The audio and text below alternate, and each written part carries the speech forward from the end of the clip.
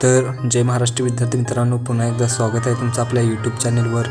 तर आज आपण इथे पाहणार आहोत सेमिस्टर 1चा पेपर म्हणजेच फर्स्ट टर्म एक्झामचा पेपर म्हणजे सामायिक परीक्षेचा पेपर। तर हा पेपर असणार आहे इयत्ता 9वीसाठी आणि यासाठी विषय असणार आहे सायन्स अँड टेक्नॉलॉजी 1 म्हणजे सायन्स 1। हा सेमीमध्ये पेपर असणार आहे, तुम्ही थंबनेलवर वाचलंच असेल। हा पेपर मित्रांनो 2 तासांचा असणार आहे आणि यासाठी मार्क असणार आहे 40 एकूण। हे सर्व तुम्हाला माहितीच आहे, पण हा पेपर 2022-23चा असणार आहे, 2025चा नाही।